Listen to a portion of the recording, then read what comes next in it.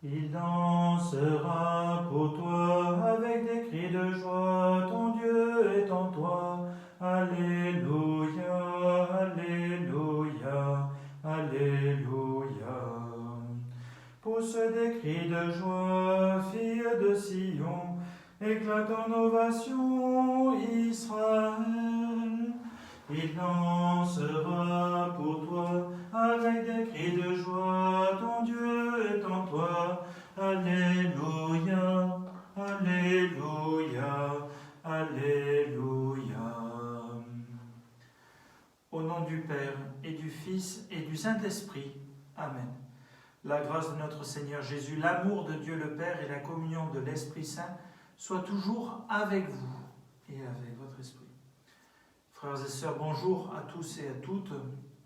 En ce jour, nous confions au Seigneur toutes nos intentions de prière. La messe d'aujourd'hui est dite pour tous les paroissiens, pour tout le peuple qui m'est confié. On dit en latin, on dit que c'est la messe pro populo. C'est pas une messe en latin, mais c'est une messe pour tous ceux et celles qui sont confiés à la responsabilité d'un curé sur un territoire donné. Et puis nous avons une pensée bien sûr pour tous les soignants, tous ceux et celles qui peuvent aider les uns et les autres en ces périodes difficiles, notamment au niveau alimentaire, au niveau humain, au niveau spirituel. Au début de cette liturgie, préparons-nous en invoquant la miséricorde de notre Dieu. Seigneur, accorde-nous ton pardon. Nous avons péché contre toi. Montre-nous ta miséricorde et nous serons sauvés. Que Dieu Tout-Puissant nous fasse miséricorde, qu'il nous pardonne nos péchés et nous conduise à la vie éternelle. Amen. Seigneur, prends pitié de nous. Seigneur, prends pitié de nous. Ô Christ, prends pitié de nous. Ô Christ, prends pitié de nous. Seigneur, prends pitié de nous. Seigneur, prends pitié de nous. Prions tous ensemble le Seigneur. Seigneur, tu as donné la victoire du martyr à saint fidèle Sigmaringen, alors que brûlant de ton amour, il travaillait à répandre la foi. À sa prière, accorde-nous la grâce d'être enracinés dans la charité et de connaître avec lui la puissance de résurrection du Christ, lui qui vit et règne avec toi, Père, dans l'unité du Saint-Esprit, maintenant et pour les siècles des siècles. Amen.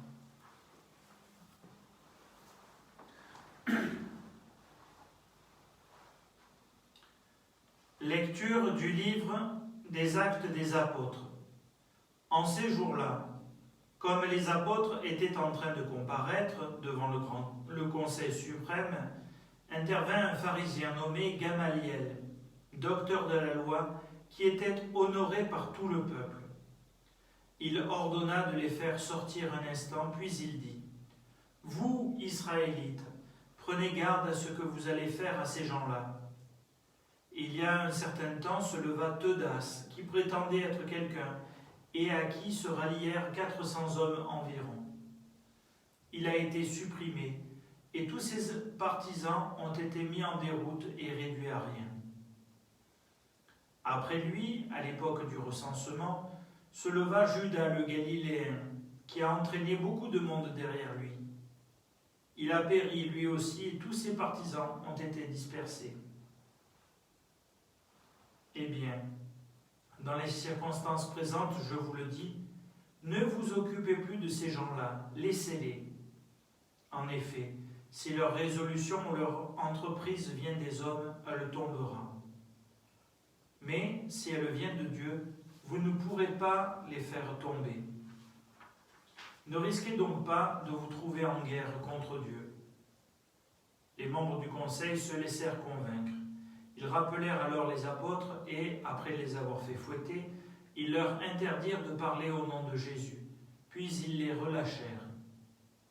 Quant à eux, quittant le Conseil suprême, ils repartaient tout joyeux d'avoir été jugés dignes de subir des humiliations pour le nom de Jésus.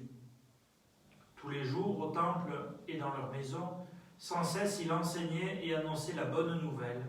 Le Christ, c'est Jésus. Parole du Seigneur, nous rendons grâce à Dieu. J'ai demandé une chose au Seigneur, habiter sa maison. J'ai demandé une chose au Seigneur, habiter sa maison. Le Seigneur est ma lumière et mon salut, de qui aurais-je crainte? Le Seigneur est le rempart de ma vie, devant qui tremblerai-je? J'ai demandé une chose au Seigneur, habiter sa maison. J'ai demandé une chose au Seigneur, la seule que je cherche, habiter la maison du Seigneur tous les jours de ma vie, pour admirer le Seigneur dans sa beauté et m'attacher à son temple. J'ai demandé une chose au Seigneur, habiter sa maison. J'en suis sûr, je verrai les bontés du Seigneur sur la terre des vivants. Espère le Seigneur, sois fort et prends courage. Espère le Seigneur. J'ai demandé une chose au Seigneur, habiter sa maison.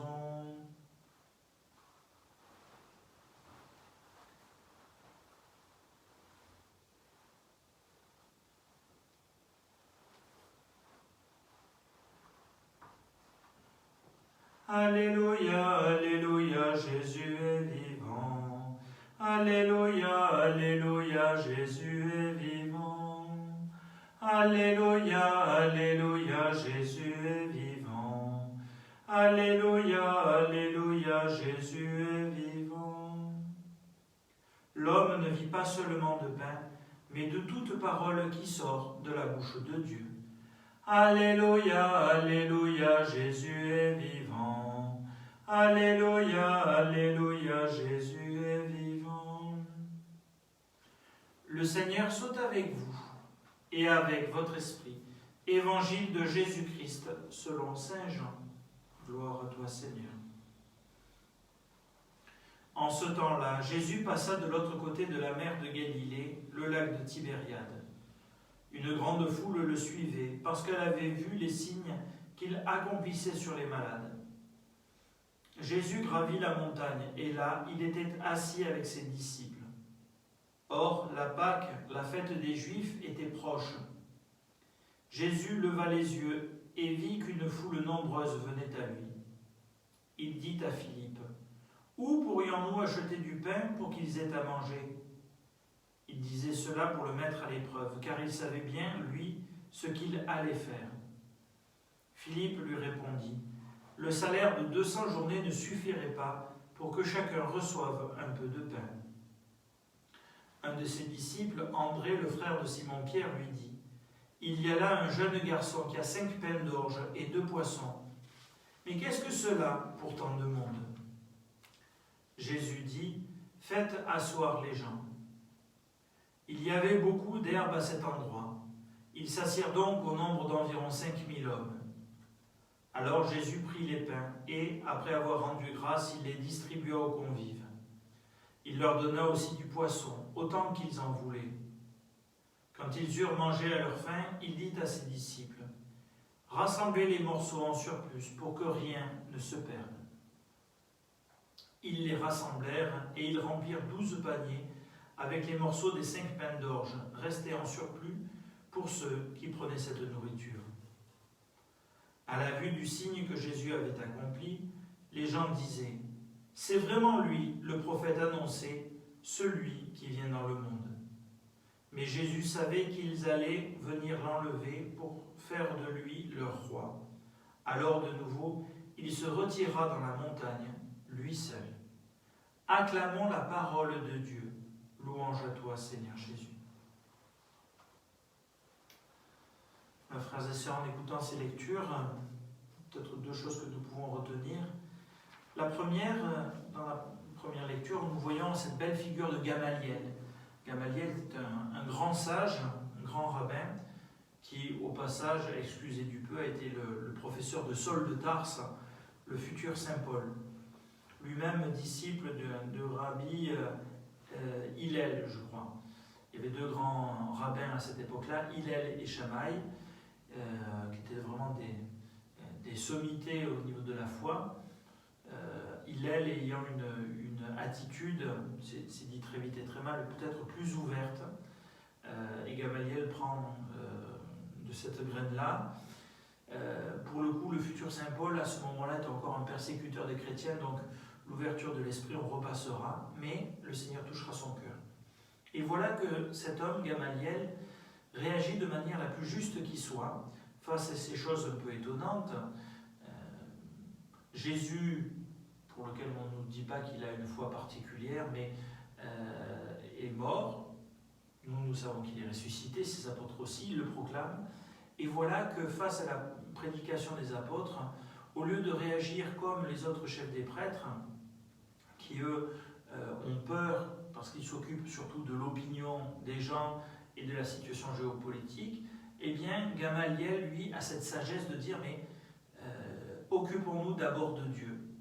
Et si ces hommes ne viennent pas de Dieu, comme c'est évoqué avec Teudas ou Judas le Galiléen, qui semble-t-il étaient des meneurs d'hommes qui avaient fait très forte impression avant, si ce ne sont que des hommes et que leur message ne vient pas de Dieu, eh bien ça tombera avec leur disparition. Et donc si ce Jésus n'est pas l'envoyé de Dieu, eh bien ce que ces apôtres vivent disparaîtra de lui-même. Par contre, si cela vient de Dieu, et nous le savons car 20 siècles après nous y sommes encore, si cela vient de Dieu, eh bien ne nous mettons pas en guerre contre Dieu. Ayant cette simplicité de nous tourner vers le Seigneur en disant « Mais Seigneur, qu'est-ce que tu attends de nous dans notre vie de tous les jours ?» Et aide-nous à ne pas trop faire un sondage pour voir ce que les uns et les autres nous disent. Récemment, j'ai eu l'occasion de voir, en titre de distraction, l'entrevue avec une journaliste qui racontait ses premiers débuts à la télévision et qui disait que après avoir passé dans telle ou telle émission, le piège à éviter, c'était surtout de regarder ce que les gens disaient d'elle, parce que après elle était ballottée. Eh bien nous aussi, nous avons à vivre ce que nous avons à vivre simplement, les yeux tournés vers le Seigneur, en étant attentifs aux autres, mais non pas dépendant, en tout cas dépendant le moins possible de leur regard. Et puis dans l'Évangile, nous voyons que les gestes prophétiques peuvent parfois être mal compris. En effet, Jésus, multipliant les pains, peut rappeler au peuple d'Israël et plus largement à chacun et à chacune qu'il est celui qui peut nous nourrir humainement et spirituellement. Alors que les personnes qui l'écoutent, on nous dit, et notamment c'est une particularité dans cet évangile selon Saint Jean, on nous dit que les gens commençaient à venir parce qu'ils voulaient le faire roi. Je me rappelle un commentaire d'un prêtre qui est décédé depuis longtemps, le père Gérard Lannoy, qui disait que les gens en fait ne cherchaient pas tellement un messie, ils cherchaient plutôt un boulanger. Quelqu'un qui les nourrisse, du pain et des jeux, disait-on dans la Rome antique. Mais Jésus n'est pas venu pour remplir les estomacs, il est venu pour nous aider à nous tourner vers le Père.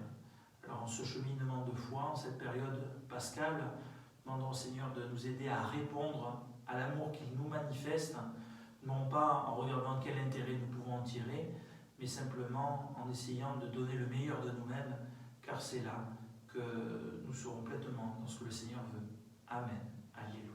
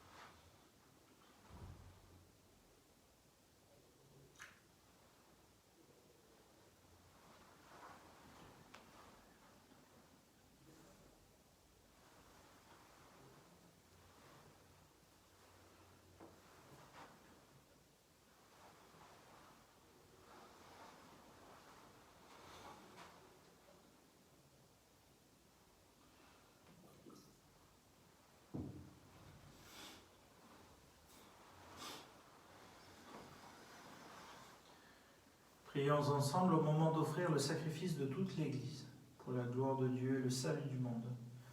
Reçois avec bonté, Seigneur, les offrandes de ton peuple. Garde-le sous ta protection pour qu'il ne perde aucun des biens que tu lui donnes et qu'il découvre ceux qui demeurent toujours, par Jésus le Christ notre Seigneur. Amen. Le Seigneur soit avec vous et avec votre esprit. Élevons notre cœur, nous le tournons vers le Seigneur. Rendons grâce au Seigneur notre Dieu, cela est juste et bon. Vraiment, il est juste et il est bon de te glorifier, Seigneur, en tout temps, mais plus encore en ces jours où le Christ, notre Pâque, a été immolé. Grâce à lui se lèvent des enfants de lumière pour une vie éternelle, et les portes du royaume des cieux s'ouvrent pour accueillir les croyants. Oui, nous te rendons gloire, car sa mort nous a franchis de la mort, et dans le mystère de sa résurrection, chacun de nous est déjà ressuscité. C'est pourquoi le peuple des baptisés, rayonnant de la joie pascale, exulte par toute la terre, tandis que les anges dans le ciel chantent sans fin l'hymne de ta gloire. Saint, Saint, Saint, le Seigneur, Dieu de l'univers, le ciel et la terre sont remplis de ta gloire. Hosanna au plus haut des cieux. Béni soit celui qui vient au nom du Seigneur. Hosanna au plus haut des cieux. Toi qui es vraiment saint, toi qui es la source de toute sainteté, Seigneur, nous te prions. Sanctifie ces offrandes en répandant sur elles ton esprit, qu'elles deviennent pour nous le corps et le sang de Jésus, le Christ, notre Seigneur. Au moment d'être livré et d'entrer librement dans sa passion, il prit le pain, il rendit grâce, il le rompit et le donna à ses disciples en disant : Prenez et mangez-en tous, ceci est mon corps livré pour vous.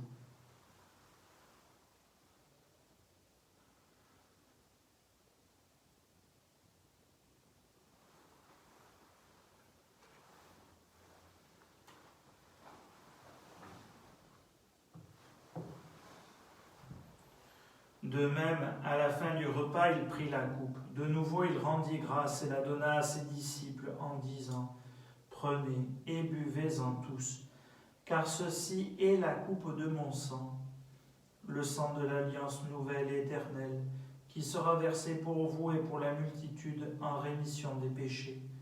Vous ferez cela en mémoire de moi.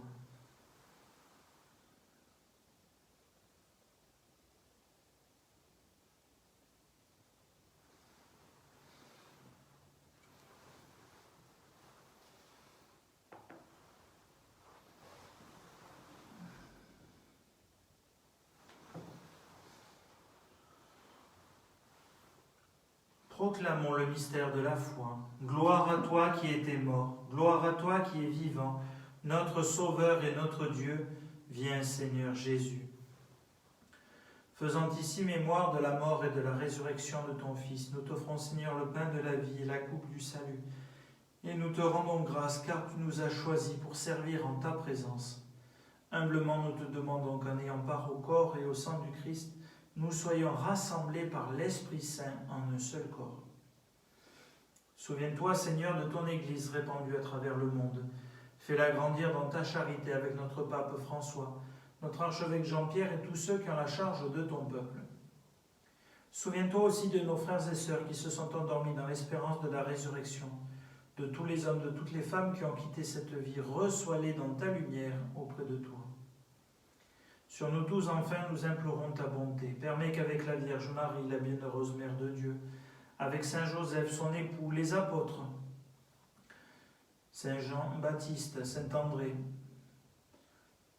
Saint Laurent, Saint Roch, Saint Antonin, Saint Denis, Sainte Colombe, Saint Jean, Saint Fidèle de Sigmaringen et les saints de tous les temps qui ont vécu dans ton amitié, nous ayons part à la vie éternelle et que nous chantions ta louange par Jésus-Christ, ton Fils bien-aimé.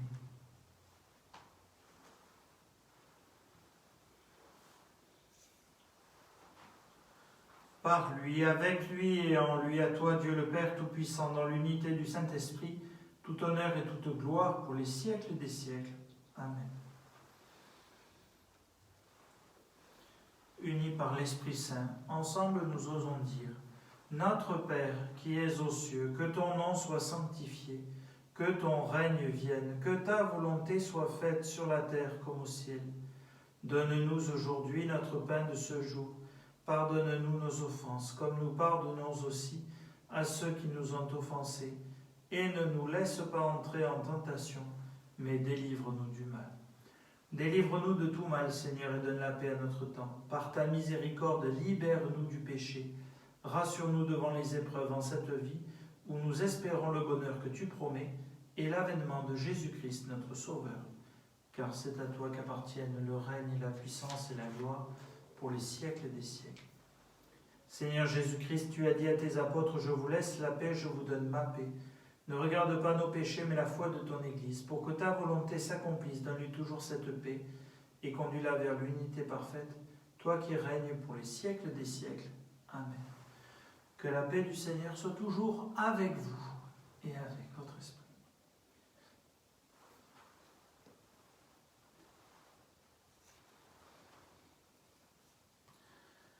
Agneau de Dieu, qui enlève le péché du monde, prends pitié de nous.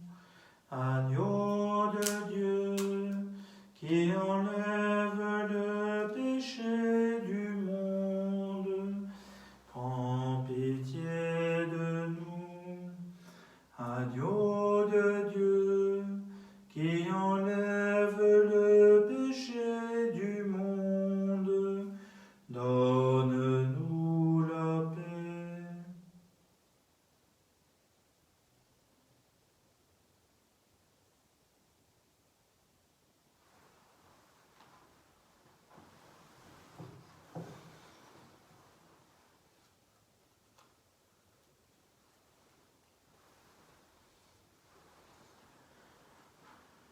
Heureux les invités au repas du Seigneur. Voici l'agneau de Dieu qui enlève le péché du monde. Seigneur, je ne suis pas digne de te recevoir, mais dis seulement une parole, je serai guéri.